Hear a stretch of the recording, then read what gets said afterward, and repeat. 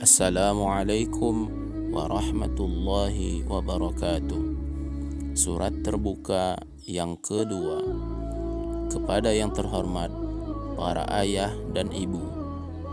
Setiap hari para ayah sibuk berusaha agar seluruh kebutuhan anak dan istri terpenuhi dan tercukupi, mulai dari matahari terbit sampai tenggelam kembali. Para ibu pun juga sibuk memberikan dukungan kepada sang ayah yang terjun ke medan juang. Walaupun kerap terjadi, semua jasa-jasa sang ibu pun seolah terbuang, sehingga jasa dan keringat sang ibu pun selalu tak terbilang dan menghilang.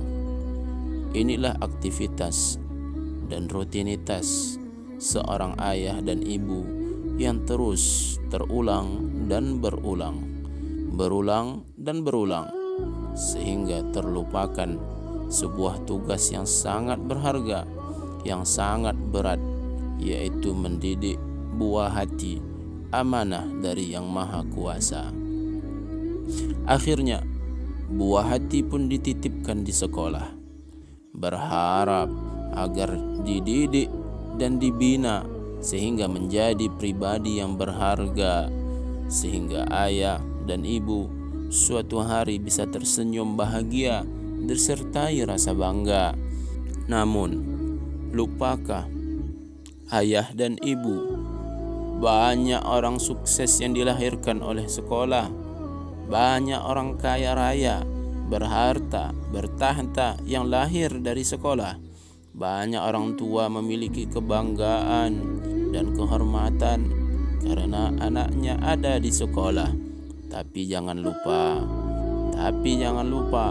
banyak koruptor yang dulunya juga pernah sekolah. Banyak pengguna dan pengedar narkoba yang dulunya juga pernah sekolah.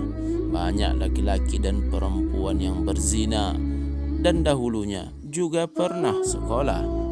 Lalu, apakah penyebab buah hati bisa menjadi kebanggaan atau juga bisa menjadi kehinaan dan kesengsaraan?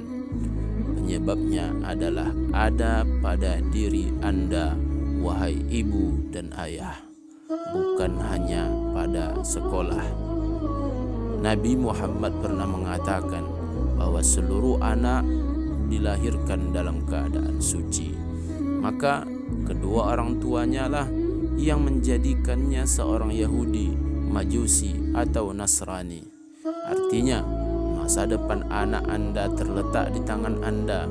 Sesuai bagaimana Anda membentuknya, maka seperti itulah anak Anda ke depannya. Bahkan agama dan keyakinannya pun sesuai Anda. Maka yang harus Anda lakukan, wahai orang tua, yang pertama, sayangilah anak Anda.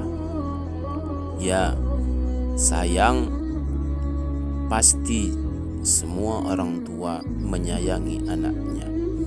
Pasti semua orang tua menyayangi buah hatinya.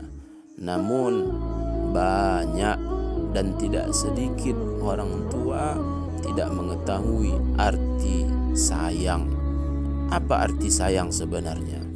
Ketika anak kita berusia 2 tahun, anak kita menginginkan makanan, menunjuk kepada kita sebuah makanan, lalu kita pun memberikannya.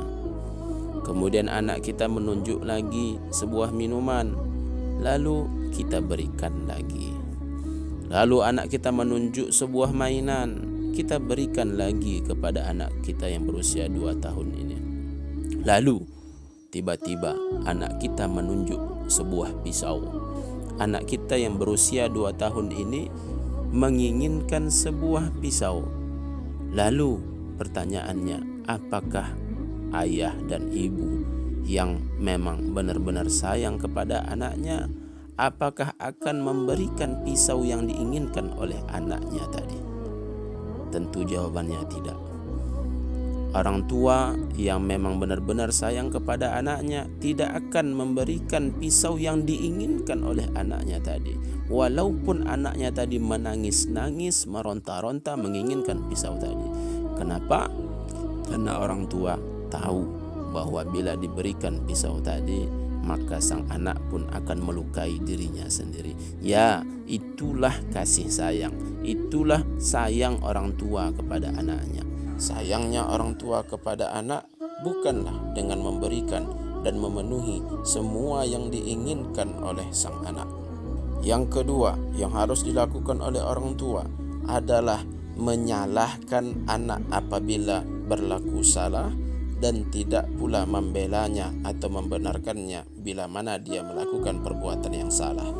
Hari-hari ini tak sedikit orang tua saking sayangnya kepada anaknya, maka anaknya apabila berbuat salah dia diamkan, bahkan dia berada di garis depan membelanya, sehingga dari kecil pun anaknya mengetahui dan merasakan seolah yang dibuatnya adalah kebenaran, sehingga sampai tua pun sang anak akan membawa tabiat dan perbuatan tadi karena dia dari kecil seolah telah diajarkan oleh orang tuanya inilah perbuatan yang benar, padahal itu adalah perbuatan yang salah.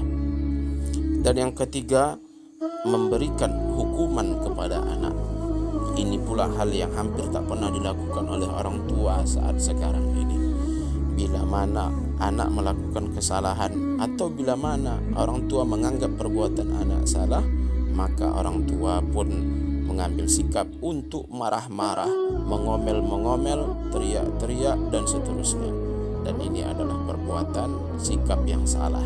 Sikap yang benar adalah ketika anak melakukan kesalahan, maka orang tua memberikan hukuman. Tapi ingat, hukuman bukanlah hukuman yang akan melukai dan menciderai, tetapi hukuman yang akan mendidik, walaupun hukuman tersebut dalam bentuk fisik atau pukulan. Bukankah Rasulullah SAW pernah menyuruh kepada kita agar memerintahkan kepada anak kita untuk melaksanakan sholat ketika anak kita berusia 7 tahun. Dan pukullah anak kalian itu apabila telah berusia 10 tahun.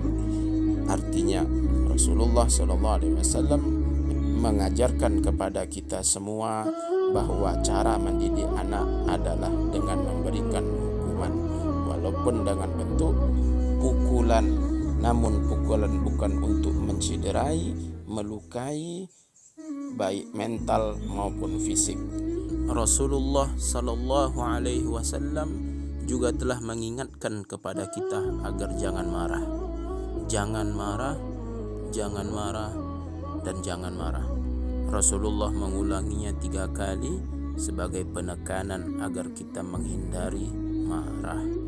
Nah, yang dilakukan oleh orang tua saat sekarang ini meninggalkan hukuman fisik dalam bentuk mendidik, bukan mencelakai, namun orang tua pun mengambil cara mendidik dengan cara marah-marah, mengomel, bahkan memaki-maki.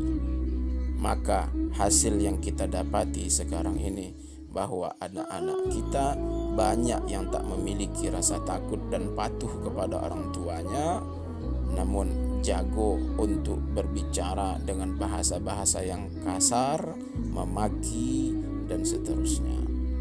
Demikianlah surat terbuka yang kedua ini. Wassalamualaikum warahmatullahi wabarakatuh.